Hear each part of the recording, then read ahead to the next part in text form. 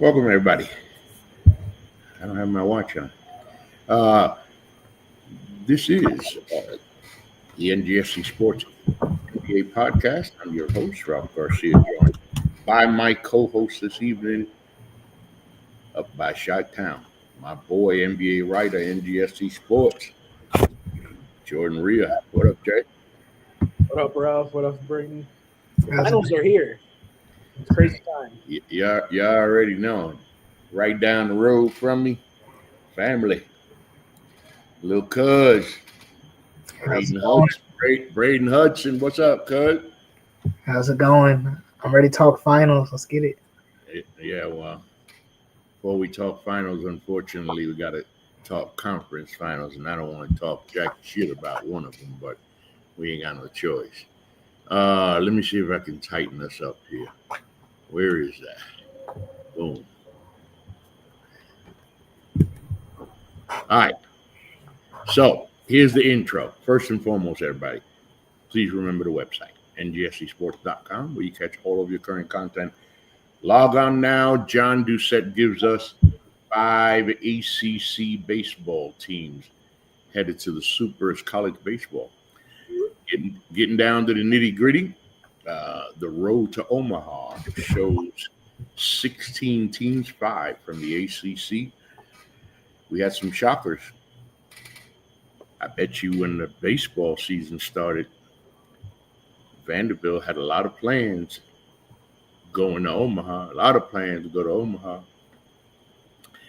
Didn't make it. First number 1 seed this century not to make it. I bet you University of Texas was planning on going to Omaha too.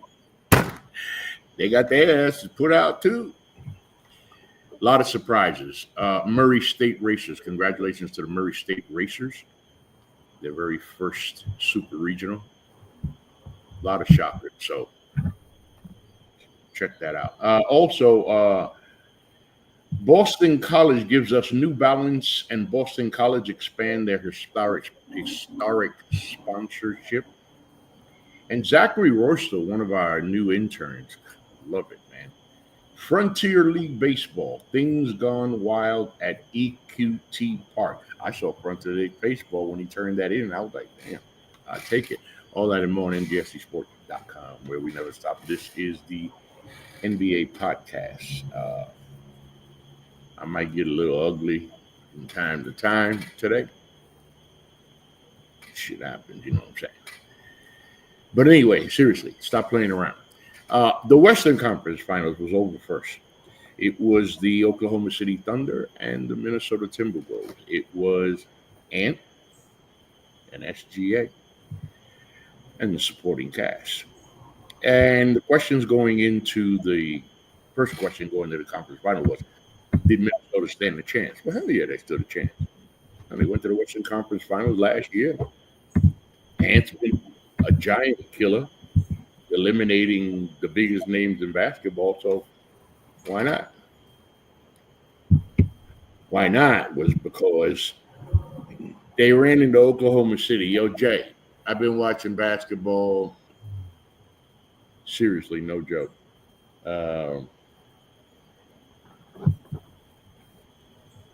55 years. And even though we all marvel at the offensive abilities of players, you know the old saying, Jay, defense wins championships. Damn, that Oklahoma City team got some. Yo, dude, before Jay, young, it's like, no, I'm not going to say that. I was going to say something. You can't say that on the show. I can say a lot of stuff, but I ain't going to say that. Yo, it's like they rabid cats, not dogs, like rabid cats. And they everywhere. Minnesota found out. And what did Oklahoma City do? Shut Ant down. Shut him down. Yo, Jay, 4 games to 1. They sat back and waited on the Eastern Conference Finals win. Yeah, no, it was pretty embarrassing for Minnesota. If you just look at the last 2 games alone, I mean, Anthony Edwards had some of his worst playoff games possible. You know, I think it was 16 points I think in game 4, 19 points in game 5. I mean, he just could not get the ball in the basket. He was horrible from 3. He looked like he just didn't belong out there at times. And with the Wolves, you expect Ant to be that guy. You expect him to be dropping, 25, 30 points a game on a nightly basis. And he just didn't have it this game. They were able to lock him down. And then you look at other players like Randall was probably the best player on the Wolves side this series. He was the most reliable, but Gobert was pretty much gone. Had a bunch of 2-point games. Mike Conley, the veteran, I mean, he just it's getting that time for him. But they just did not look good on the offensive end, and the Thunder they were just unstoppable. I'm about to say, I should have said it real quick. Nobody's allowed. I'm going to say it one time, okay? Nobody's allowed. Not true. I'm not your daddy. Nobody's allowed to say Rudy Gobert anymore, okay? Yo, Braden. 4-time defensive player of the year, right? Not gonna take that. No, seriously. I know I want to laugh too, but I'm not gonna go ahead. I'm not gonna take it away from him, okay? He won it 4 times, okay? I don't see it lately, but okay, fine. He won it. They have to come up with some kind of law in the NBA that says if you can't hit a shot from like 3 feet out, you shouldn't even be able to play. So anyway, let's not talk about Rudy Gobert. I almost did too much. So Braden, this is where I'm coming. First of all, I don't like Ant's comments. Maybe you didn't mean what he said and how he said it, but I don't like his comments about I'm 23 and I got plenty of time, because Braden, you young, but I know you know history. But I'm gonna tell you just a little bit of history, and then you can take this. There's a lot of NBA players, young bucks that came into the league over the last many decades.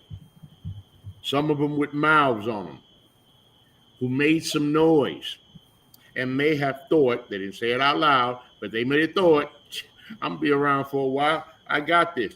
Their asses never saw the playoffs again. And if they saw the playoffs, they barely saw the playoffs.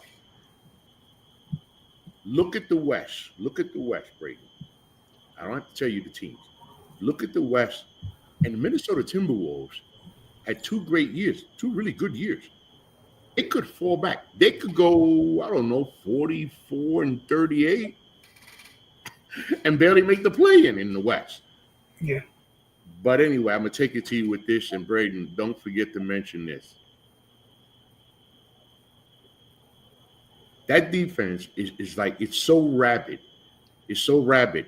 They just took a gamble and said, how about we just get up in everybody's face for every second of the game and see how that works? 4-1. That's how it works. Yeah. With their defense, I've never seen a team that is so good at stealing the basketball. Like, everyone on the court is an NBA player, and for the Thunder defenders to be able to just take the ball from the opposing team like they're playing a college team, it seems like. In the game 5, the first quarter, the Wolves had under 10 points, and the Thunder had like 30. And I'm like, there's no way this is like an actual conference finals game. This is like a NBA team versus a junior college team. They're just trying to get their practice in. And with the time argument, I do understand what Ant's saying. He's 23, but we've seen the stars in the past, like when the Thunder, they made the finals in 2012.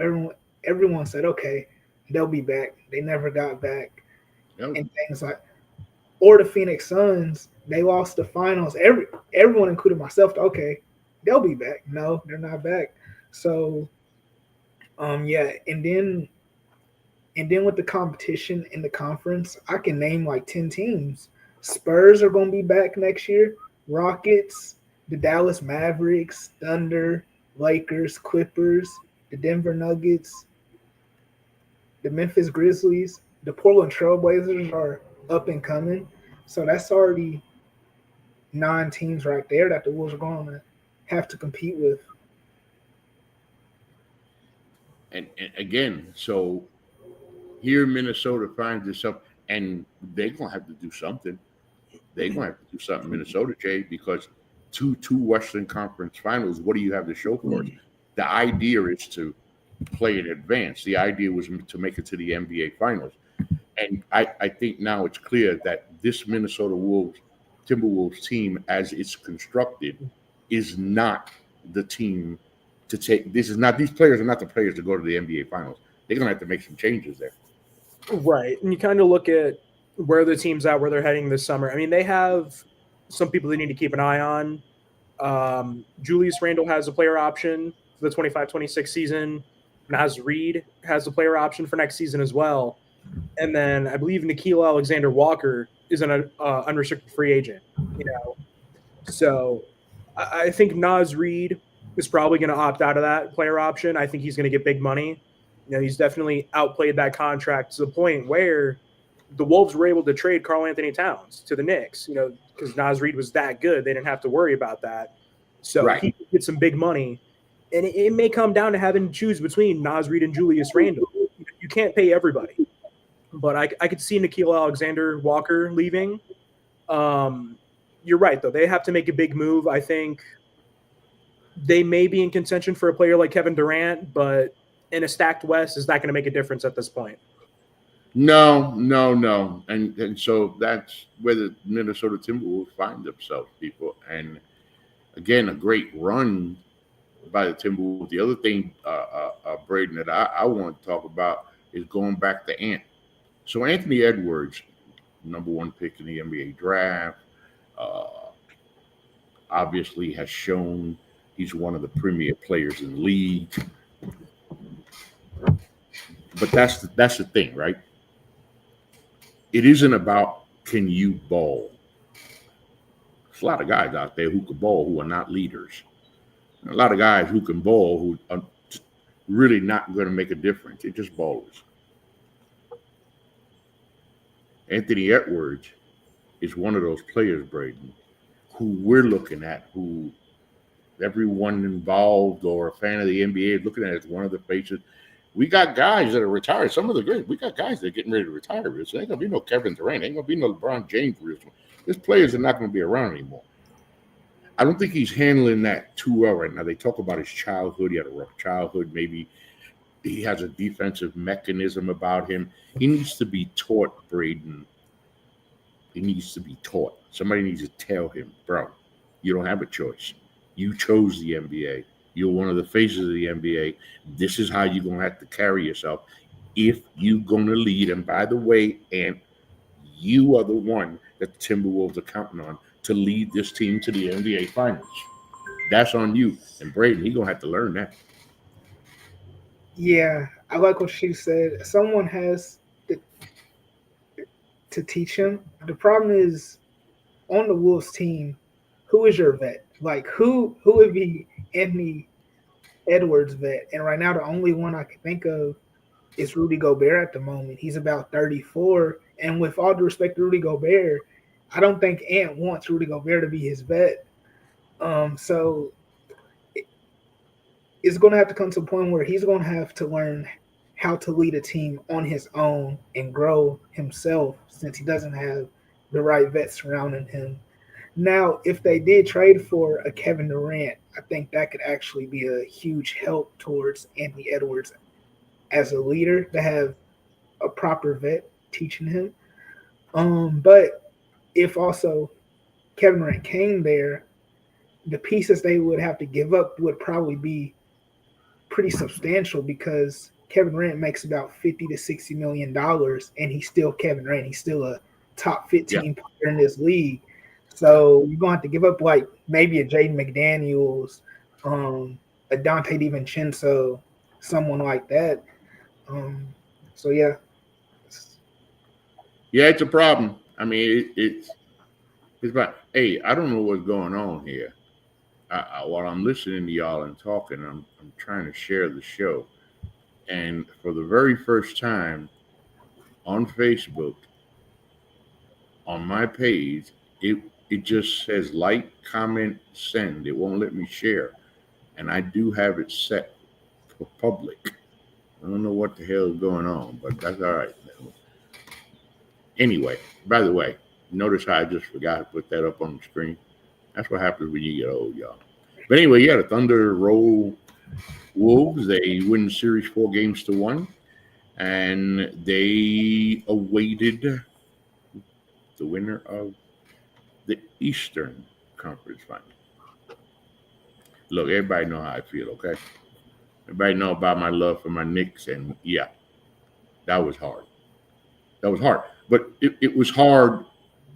Jay, it got hard. You're up 14. Like at the end of the game. At the end of the game, man. At the end of the game. And not only do you blow that 14-point lead, a 9-point lead, that shot, when Tyrese Halliburton threw the shot up, and it just bounced like, I don't know, 4 stories up. And it came down and went in. Hell, you know what, brother? Let me tell you, my brother, when it was up in the air, I said, Lord, and first time I'm going to admit this, I said, Lord, if that shot comes down, Pacers going to win the series. I probably should have never said that. But that's what happened. And so let's be for real. I could sit here to y'all, and I will. When we talk about the Thibs firing, that's when I'm going to do some bitching and moaning.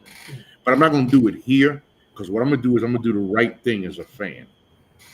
Yo, straight up props to Rick Carlisle and the Indiana Pacers.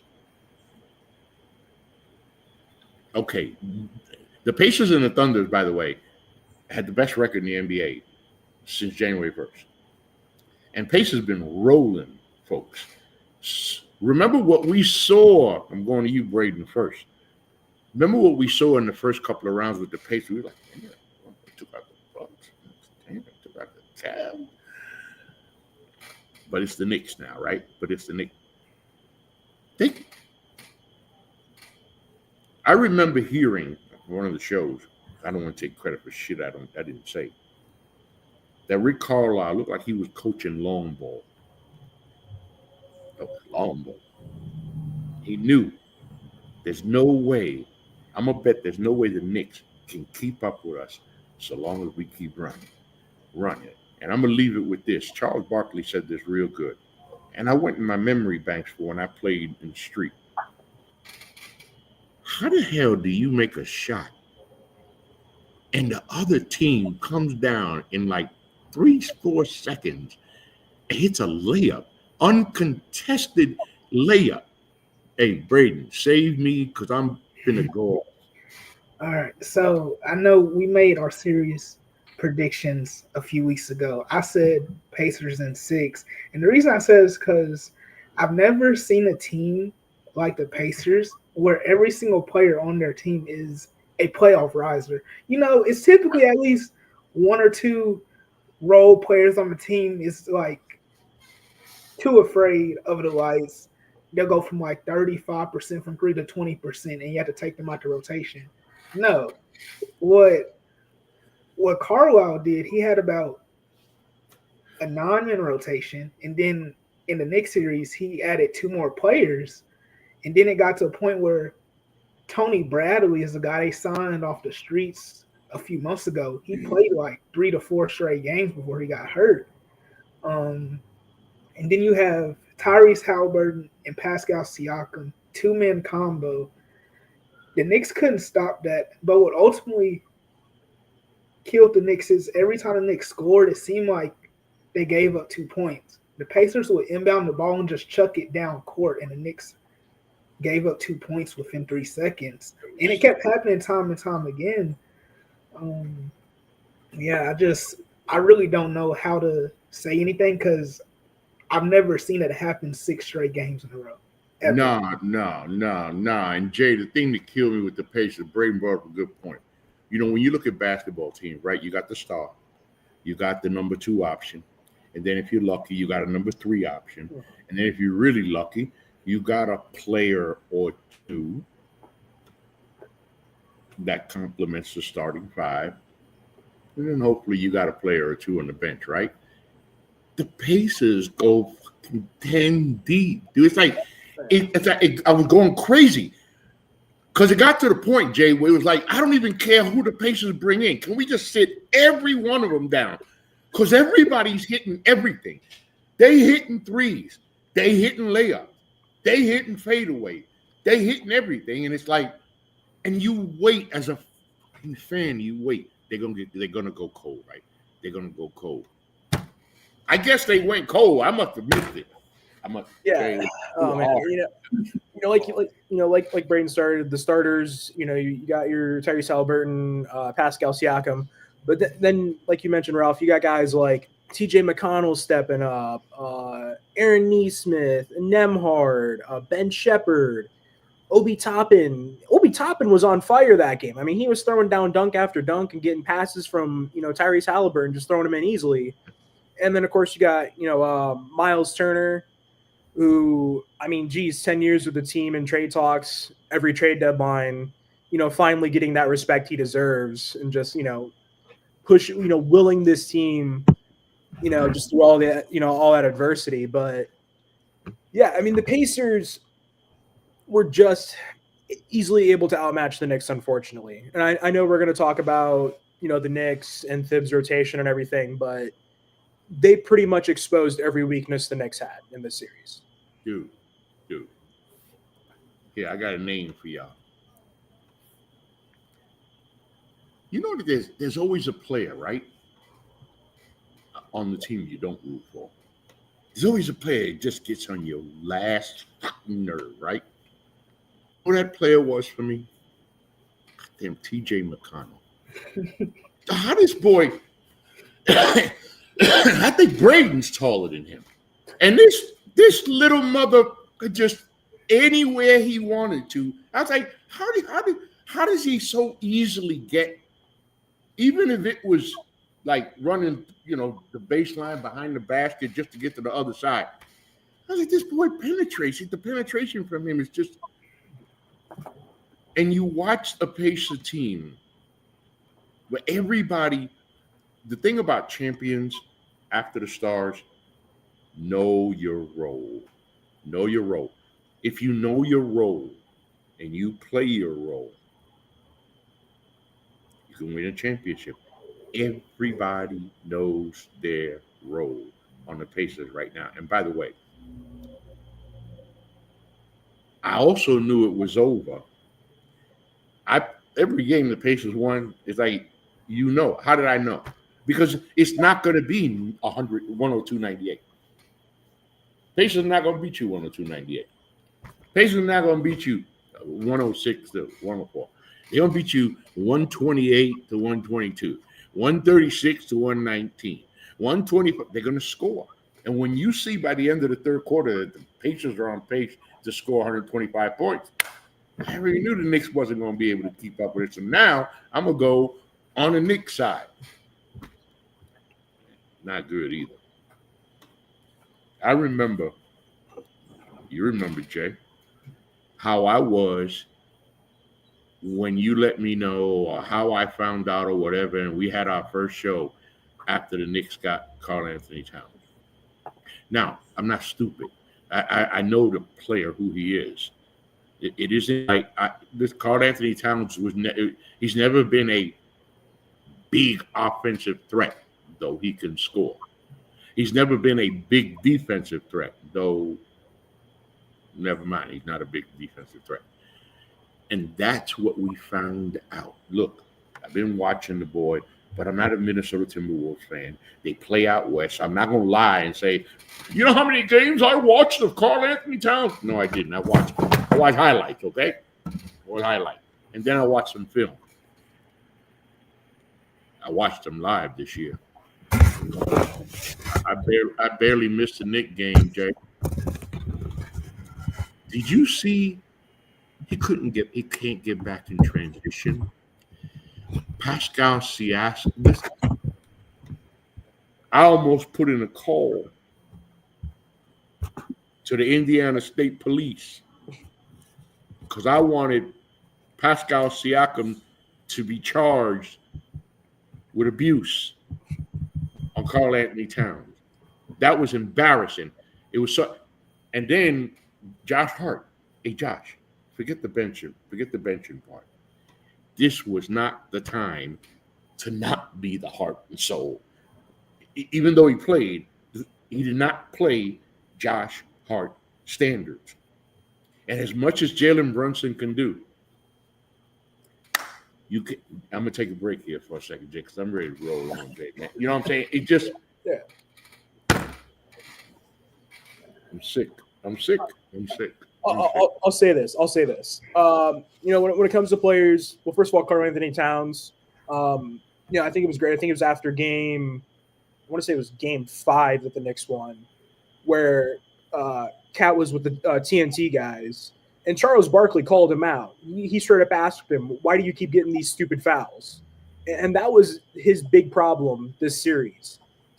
Cat gave up so many fouls that got the Pacers, You don't get me started on those stupid fouls. Man, I forgot all about that. Don't get me started. You got that with Cat. You got Brunson, unfortunately, in a couple of these games trying to play hero ball. We've never seen that really work, especially in the modern era of the NBA. It doesn't work. You're chucking up threes when there's, still 22 seconds on the shot clock and maybe there's, 15 seconds left in the game. You're down by 5. It was a stupid decision. And then, the really big thing is Tom Thibodeau and his rotations. Everybody knows, if you're a Knicks fan, a Bulls fan, Wolves fan, you know how his rotations work. That really was the biggest blow to the Knicks in this series. So and we're going to get into the firing shortly. But you watched as Towns, Braden, as Towns, we got a comment. My bad. I'm slow here. You have no internet access, Louis. Louis, I was having a problem. No wonder. Okay, Louis. You can comment here, buddy. So, Braden, Jordan mentioned the stops where Tom Thibodeau's been. Everybody knows, if you pay attention to Thibs and seen his career, this is who he is. This is how he coaches. But, okay, Louis, okay, because I'm on the show and I'm hearing the notifications. So, but as Towns and Brunson got into foul trouble, he was forced to use his bench. I'm not an analytics guy. I'm just not. But listen, numbers don't lie, okay? So don't be stupid, because numbers don't lie. In the NBA, they have what's called a plus-minus rating, right? Right. And the freaking rating, when Landry Shamet, DeLon Wright, Deuce McBride, when they were on the court, the numbers were saying, well, we might as well just sit Towns and Brunson and let these guys play. Of course, we couldn't have done that because we got played out that damn building. But damn, he finally plays. Oh, by the way, who had the line? Kenny Smith? Because Stephen A. has been using it, that Kenny Smith had the line. Tom Thibodeau would have a hard time playing 9 players in a baseball game. And you need 9 players in baseball, by the way. Okay? So he finally figures this out. Yeah, I want to go off. Y'all just don't know I want to go off so bad. Go ahead, cuz. Tell me something, cuz. I'm. Yeah, I'm sure we'll talk about his firing soon. But Yeah, right after this. But in my opinion, I believe part of it is he waited till the playoffs to have a longer rotation. When you're playing in a weaker Eastern Conference compared to the West, you have time to experiment with your bench, play guys like a Shamet, a Wright, a McBride, way more than you have in the regular season. You should have played them more. Like maybe 15, 16 minutes a game, because Mikal Bridges already stated that he's not really a fan of playing all those minutes, even though he is the Iron Man he is. Yeah, right. And honestly, the reason the on-off numbers are so bad for the starters because they play high minutes, but with the Pacers' pace, they get tired quickly. So then you bring the energy guys off the bench. They can play with them for about 10 to 15 minutes. That's just my thoughts on that. No. It's true. I mean, and look. So look at how it worked out for the Knicks. And we're gonna go ahead and might as well. Tom Thibodeau fired.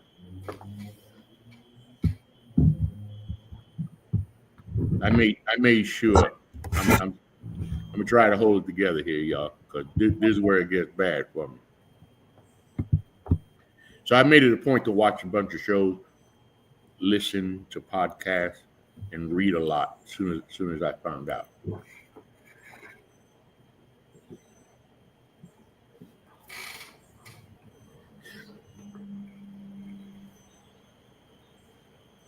You got to understand what it's like to be a fan of a team when your team sucks. And I don't mean they just suck. They suck. And they suck for a long time. You don't even, as a Knicks fan, there's so many seasons that I've gone through where it wasn't a season. I was just going to watch the NBA. I didn't watch the Knicks. I'll admit it. I had access. I could watch them on the internet. Why? So I could go through the same shit I've been going through my whole fucking life with this damn team and be let down. I have my heart broke. I'm a sports fan. I'm a Knicks fan, man. I want a title. It's like, I'll give the Patrick Ewing years. They were great. We just had the greatest player that ever lived that stopped us. So I'm gonna live with that.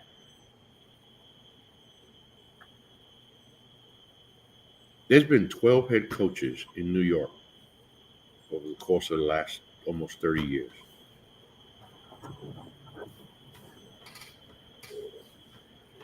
One of the biggest issues that New York Knicks fans have is you, Mr. James Dolan. One of the worst fucking owners sports has ever seen. You sit there with that look on your face like you give a damn. But you've shown us over the last 30 years how much you don't give a damn. Then you finally get it right. You get Leon Rose. And he starts putting these pieces together. The only thing we can't find in New York is a coach. So we get a coach. And we hire Tom Thibodeau, who gives us the 5 best years we've had since I could actually walk without pain. And that was a long time ago, people, okay? 250-win seasons. Should have been a 60-win season, by the way. And he takes us to the Eastern Conference Finals.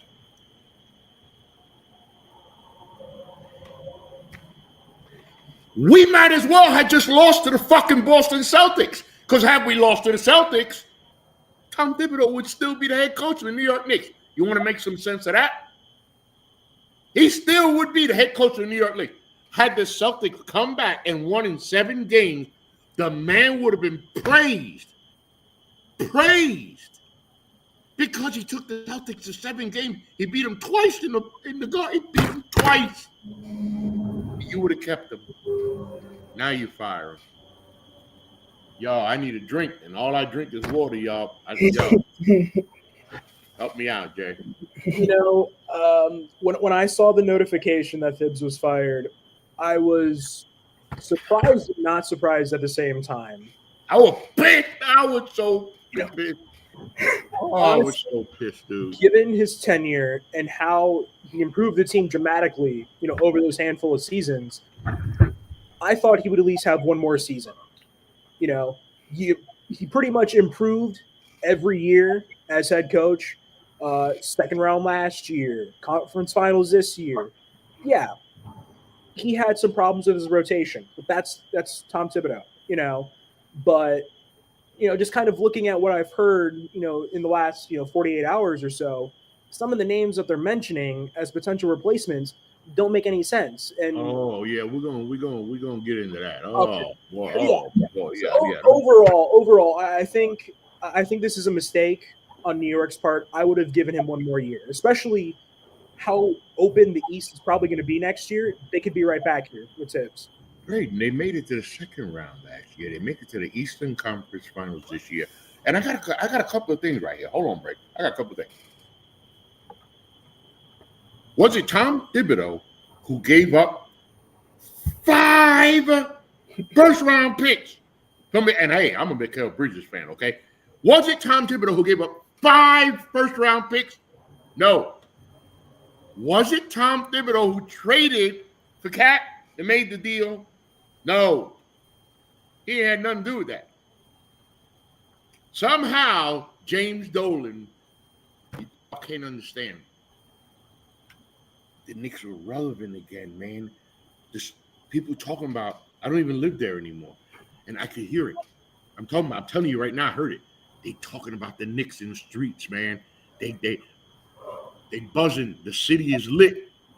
James Dolan found a way to fuck it up all over again. The one thing that the Knicks can count on, Knicks fans can count on, and he has shown us we can count on, is James Dolan's gonna find a way to fuck it up. Go ahead, B, man, because help me out, B, because I'm man. Okay, so when I heard the firing, I wasn't surprised, but I think the processing of it was awful because you hired him 2 games away from the finals. So let's just say Halliburton, he doesn't hit that crazy shot in game 1. The Knicks would have won the series. So you take that Halliburton shot away, and the Knicks are in the finals. My question is, are you going to fire him if he loses to the Thunder in the finals? Because essentially that seems like Dolan would have fired Thibs, whether he lost this round or in the next round. You can't make no sense of it. It wasn't Thibs that missed free throws at the end of game 1. Cat was standing at the free throw line. He could have won it right there. Would have never even got to Halliburton's shot. That wasn't Thibs. And also, my issue is, before you fire him, you should have changed the team's personnel, whether it's a Cat trade or something like that. You can't put it on Thibs for Cat not knowing how to defend a pick and roll and leaving Miles Turner open every game. With all due respect to Cat, he's an amazing offensive talent. But on the court, it seemed like they were just not a positive with him on the court because his defense was terrible. And I don't know how you can put that on Thibs, like you said, because Thibs didn't trade Randall and Dante DiVincenzo for Karl Anthony Towns. Yes. Rick Carlisle thought it was a fake AI generated post.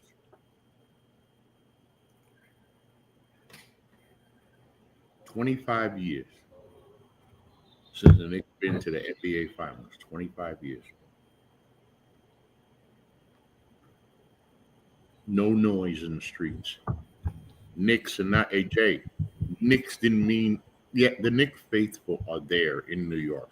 They're always going to be there. They've been filling the Garden for decades. They're going to keep filling the Garden. Listen to what Braden just said. In reality, the shit didn't even make no sense. Right? It didn't make no sense. Because now we don't know. When did y'all decide that you... So when is it... And by the way, another thing.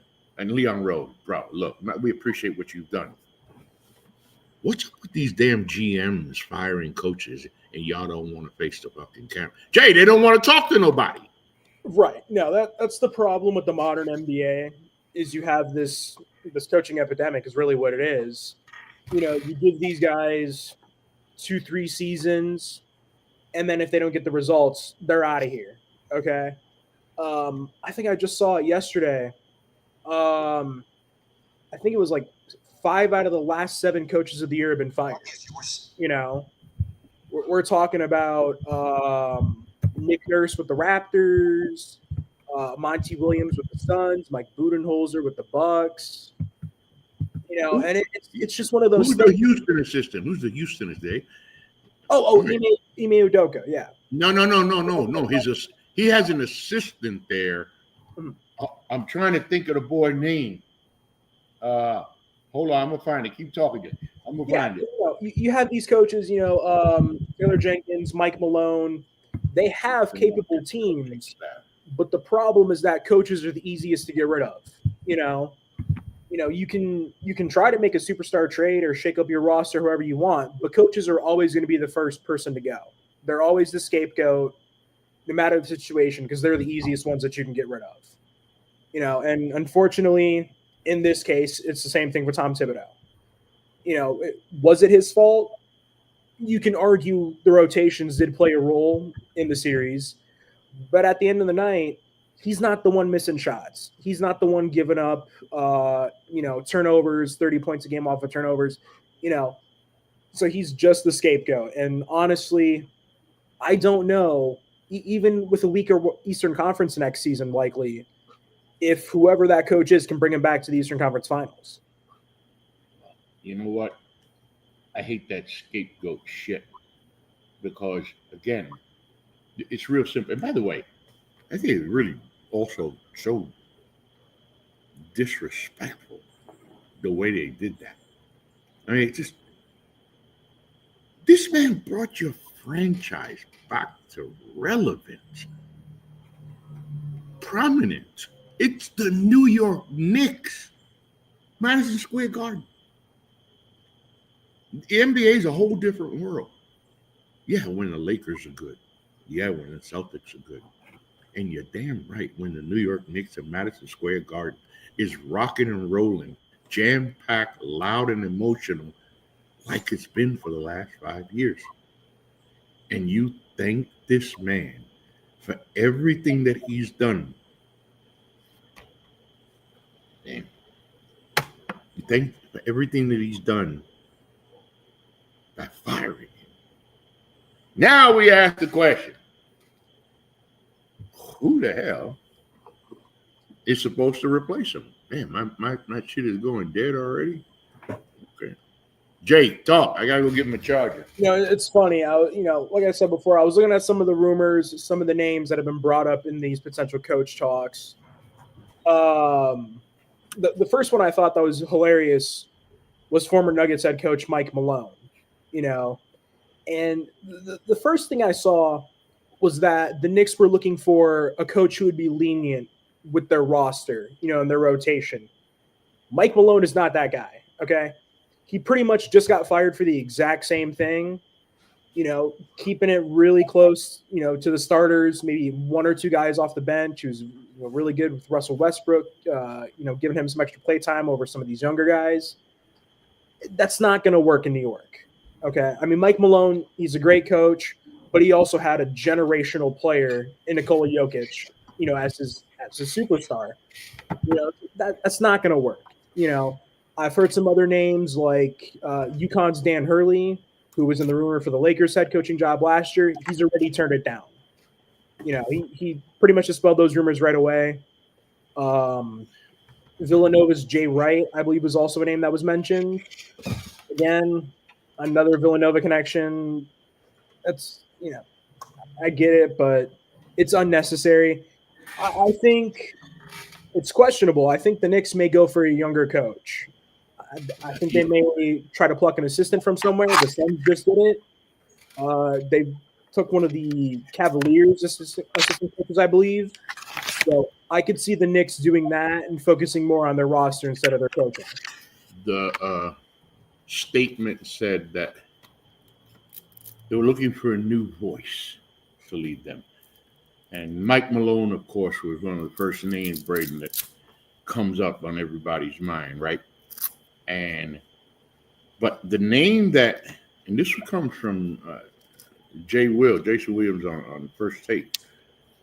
He got my attention. He also got Stephen A's attention on one thing that he said. But another coach they were talking about was Houston's assistant, Royal Ivey. Now, I ain't heard a lot about Royal Ivey, but I'm sure going to start paying attention. Joined the Rockets staff in 2023. He had previous coaching stints, including assistant roles with the Brooklyn Nets. So that's a name that's being thrown around. But a really great scenario was brought up, kind of blew my mind. Jay Will said the guy that he would go after is Ime Udoka, the head coach of the Rockets. Look what Udoka did with.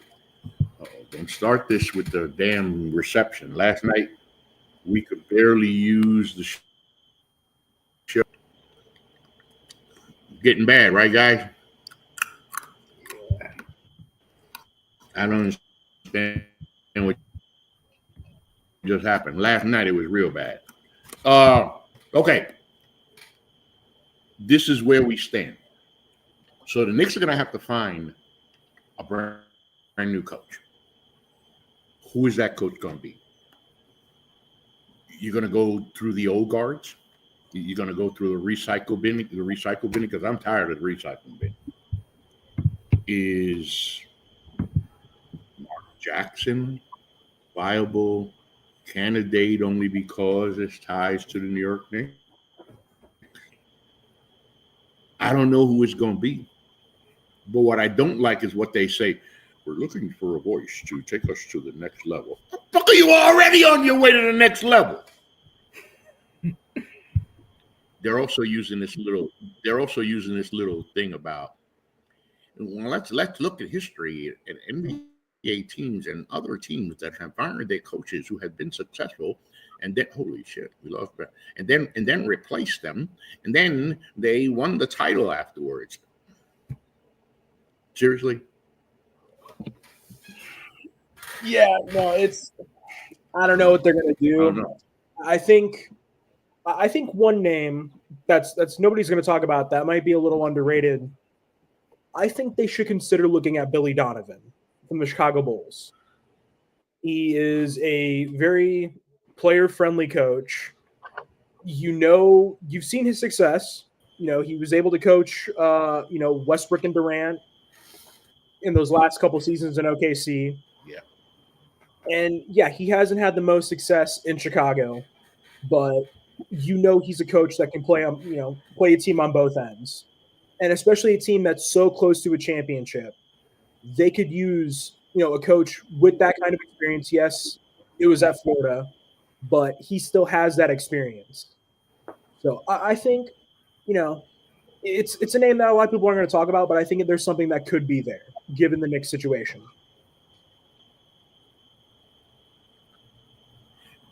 They're saying that this was probably player driven. That who was it? Mikal Bridges made the comment or the post about the minutes that they were playing, and somebody didn't like Thibs anymore, and this one didn't like. Let me tell you something. I'm from the old school, okay? Coach is boss. You do as a coach tells you do. You roll with the program. Coach is not trying to buy into your program. You have to buy into the coach's program. If you can't buy into the coach's program, you take your ass somewhere else. But this is today's NBA, right? Where half the decisions are made by the players now. And if the players don't like a coach, they're already talking about Cat done got a third or second, another coach fired. What happens if the Knicks take a swing and make it to the Eastern Conference Finals next year and get eliminated? You know what the first question is going to be in the streets of New York? Well, what the fuck did you fire Thibs for? If the guy you fired him and replaced him with couldn't get us to the NBA Finals. So now, Brayton, the next coach of the New York Knicks, unfortunately for him, expectations have been set. They don't have a choice but to come in and make it to the NBA Finals, because if they don't, they have a chance, though. Think about it, guys. Celtics next year without Tatum, Jason Tatum. They're not going to be the same team. If you look at the Eastern Conference next year, you got to put the Indiana Pacers obviously as the front runners because they're the Eastern Conference and who knows, maybe the NBA champions. But the Knicks have a squad. They have an opportunity here. You fire the head coach. Why don't you just give Thibs another year and make the big move that is expected to be made this off season? Man, I love me some Karl Anthony Towns, but bro, when you drive the lane as a big man, way back in the days, our hearts got broken when Patrick Ewing put a finger roll up. It didn't go in. So we got eliminated. You're Patrick Ewing. You're supposed to throw that shit down. Karl Anthony Towns gets close to the basket. And sometimes I'm like, now, by the way, there's some fouls. There's some fouls wasn't called. I'm sorry. There were too many times Towns was in the crowd. And don't tell me there wasn't no damn foul.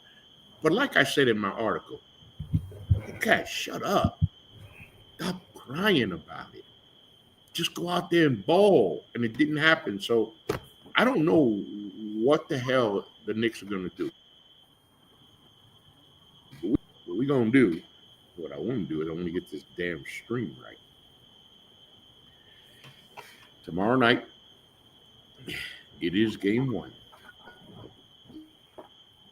2025 NBA Finals, and I'll tell you the first people that are not happy. Corporate America and the media. Like the media at the beginning of the season said, damn, shit, man, I can't wait to the end of the year, the NBA Finals, man. We're going to broadcast the Pacers and Thunder. What? The Pacers and Thunder. Why the hell we want them to? Well, everybody, tomorrow night it's game 1 in Oklahoma City, and it is the Indiana Pacers and the Oklahoma City Thunder. A lot of people are saying, Jay, that this is a series that shouldn't be a series. For me, here's the key. We watch the Indiana Pacers like thoroughbreds go up and down on 3 Eastern Conference teams on their way to the NBA Finals. Can this Oklahoma City frenetic, crazy defense stop the downhill run that the Indiana Pacers have been on? Because they're going to have to hit threes against Oklahoma City. I wonder, Jay, will the Indiana Pacers offense, the way they run their offense, will that be the first offense to break the Oklahoma City Thunder defense? Because if they don't, and by the way, Pascal Siakam and Tyrese Halliburton got to come up big every game. They cannot have one game off. And if they come up big, the two of them, every game, they could still get beaten 5 games. But if they don't play, Jay, if you get a Siakam off night or 2 and a Halliburton off night or 2, it's over in 4.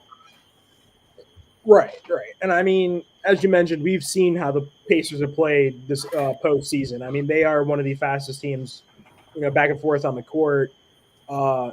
Halliburton, Siakam, all these role players stepping up to be playoff risers. I think they have a solid chance to take a game or 2 off the Thunder. As you mentioned, very 3-point shooting heavy team, the Pacers, and they can come out of nowhere, especially with those shots. And I mean, you saw it, especially against the Knicks. They get 1 shot in, then it's 2, then it's 3, then it's 4. It just keeps on going. I mean, once they get that pace going, they are on a quick dominant path and a run. So I think the perimeter may be the first offense to go. Especially when you got guys like Jalen Williams, Chet Holmgren, Alex Caruso. These guys that can pretty much guard 1 through 5 on any night. And especially if they're going to be shooting heavy from the three, I think we're going to see a lot less 3-point shooting from the Pacers. So they're going to have to get inside, especially Siakam. They're going to need to go to Obi Toppin a lot, and they're going to hope that they can get some mismatches. Now, one of the things, Braden, that the Indiana Pacers have, of course, that 3-point shooting, right? The Oklahoma City defense has shown, the world during these playoffs. Well, go ahead, come on. Try to drive to the basket. Try to make a move. Dribble the ball more than 3 or 4 seconds and see what happens. The Pacers are going to have to count on. And by the way, they got I think they got a weapon in Miles Turner, in the sense that this is about for that 3. And the Pacers are going to have to utilize those threes, Braden, to kind of neutralize this Oklahoma City defense.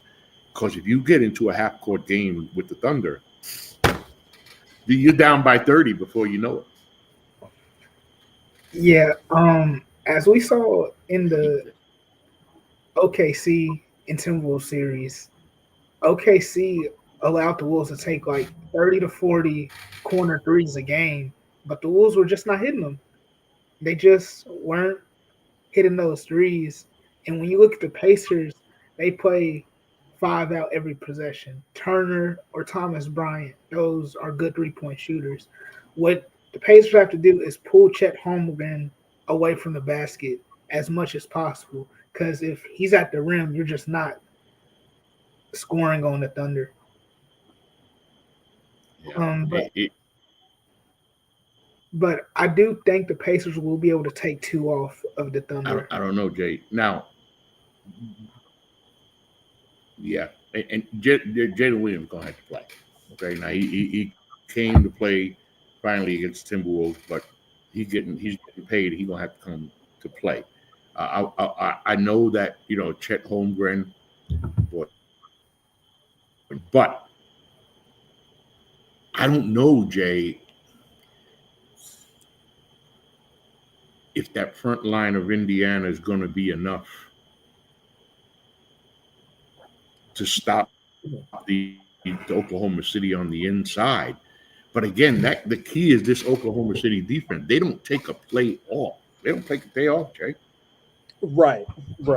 And, as you mentioned with the Oklahoma City defense, I mean, they are just going to – they're going to hamper these guys, to be honest. And we're going to, you already know what you're going to get from Siakam. You know what you're going to get from Halliburton.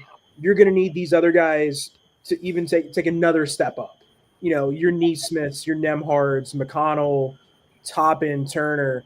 These guys are going to be – it's really going to be like the fight of their life almost, with this defense that can just clamp down on them pretty much anywhere on the court. And as you mentioned for the Thunder, Jalen Williams, I mean, he's been tremendous this season. 3rd-team All-NBA, All-Defensive player, but he's going to need to step up almost to that superstar level like Shai Gilgeous-Alexander. And I think if they can do it, it may be a quick series. Yeah. I guess everybody just should try to figure out, because the consensus is Oklahoma City's got to win the NBA championship. I mean,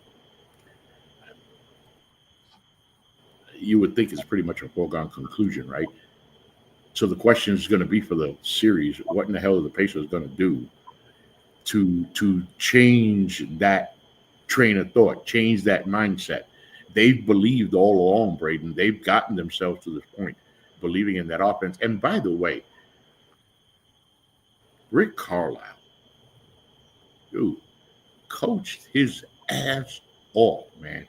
Outcoached Thibs every quarter, every game. And now he's going to have to do it for Dagenham, because otherwise, I just wanted to be a series, B. I just wanted to be a series. Yeah, Rick Carlisle, he won his first title against the Heat back in 2011 with Dirk, Tyson Chandler, and Terry and company. And now he's looking to have another one of the greatest upsets of all time.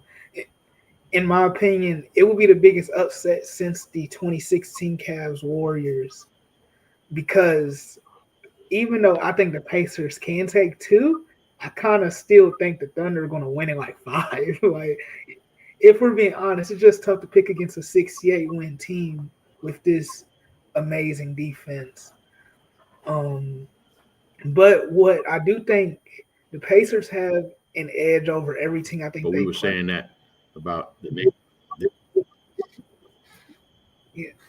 What the Pacers have is their edges. Every player thinks they can shoot, which what I mean by that is every player on the Pacers has a green light. They can shoot shots they feel comfortable taking. There's no one that's going to chuck up 25 shots a game. Yep. Everyone on their team can shoot an open look if they like it. They can push the pace if they want to. You can have a game where Aaron Neesmith is going to hit 8 threes and then the next game he has 5 points. He's not going to complain about that. Yeah, that's just how the Pacers play. Yeah. We gonna watch it, boys and girls. We gonna watch it, and next week we'll talk about it as the season. Game 1 tomorrow night, Oklahoma City, and everybody's gonna be watching. You know, we talked about everybody, right? But how about we talk? Well, I'll just mention this real quick before I talk because this reception is really bad. SGA been playing like an MVP, acts like an MVP, carries that team like an MVP. If you don't stop him, yeah, well, they're gonna be celebrating in Oklahoma City in a couple of days. I think they already celebrating in Oklahoma City. All right, V. Final thoughts, Braden. Well, the NBA season is coming to an end. Hopefully it's not 3-0 by the time we do our next show on Wednesday.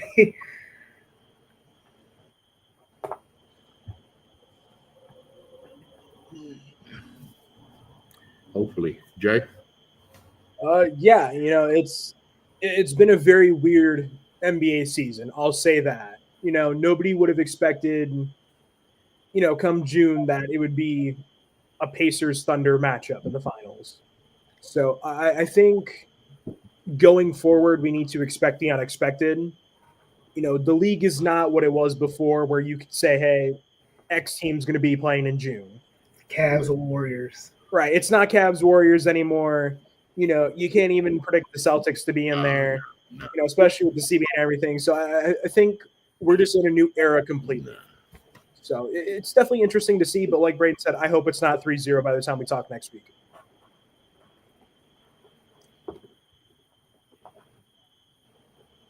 What else can my final thoughts be? Another NBA season. Another year to wait. Another disappointment. Another heartbreak. And a whole lot of more questions. What now? Now, I'll give it to the Knicks that do I believe that this roster can make it to the NBA Finals? Yes. Hell, they should be there now. They gave game 1 away. Who knows what happens? Who's the next coach going to be? I don't think anybody in New York even gives a damn right now about that because we're still wondering why the hell you fired Thibs. Still can't figure that out. It's hard. It's hard when your team is bad. It's really hard when your team is good and they make bad decisions. Really hard when your team is good and you have hopes and your hopes get shattered. But as a New York Knicks fan, my hopes have been shattered as a fan of the Knicks.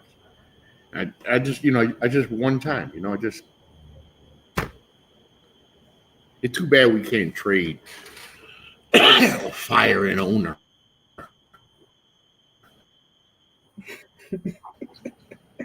I know that if James Dolan got lost by himself,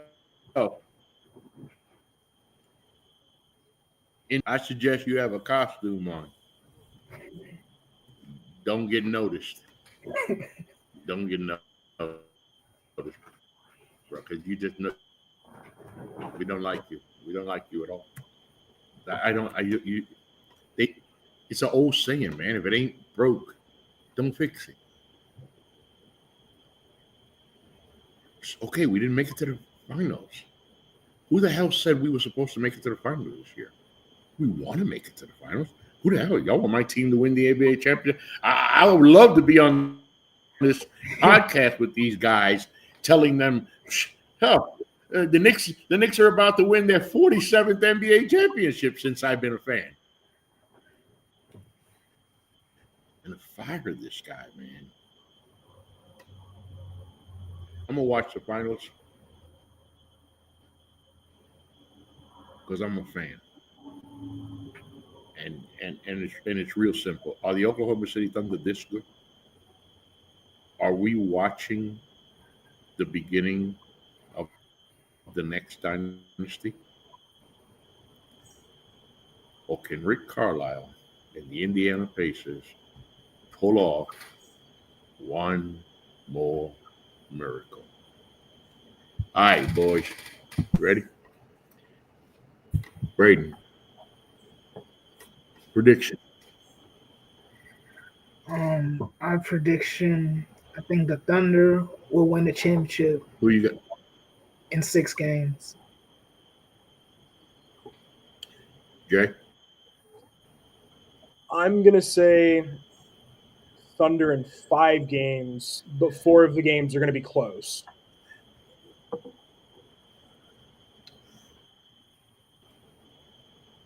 I hate to lose in 5 games and then say every game was close. That pissed me off if I lost. You ready, boys?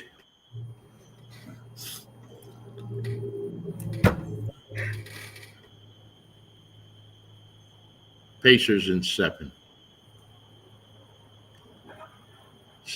Something tells me we're about to witness a real special NBA Finals. I said that Oklahoma City would make it here. I even said they would win the title this year. But sometimes a team just makes a magical run. It happens in all sports. And right now, the Indiana Pacers, did you pick them to beat the Bucks? I did, but how many people didn't? Did you pick them to beat the Cavs? Don't lie. Hell no, you didn't. Because I didn't either. They didn't. Right. They didn't just beat the Bucks and the Cavs, right? They beat the shit out of the Bucks and the Cavs, man. They just whoosh. It was like one of those Japanese trains. Bam! Did you see it? Nah, hell no. That shit went too fast. And then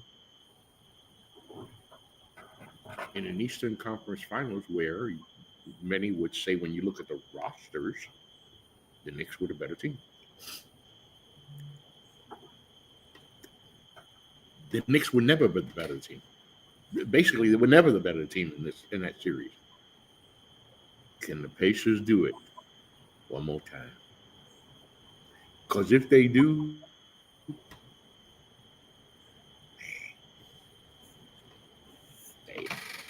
oh, by the way, get ready, y'all. There's going to be a lot of copycatting going on in the NBA now.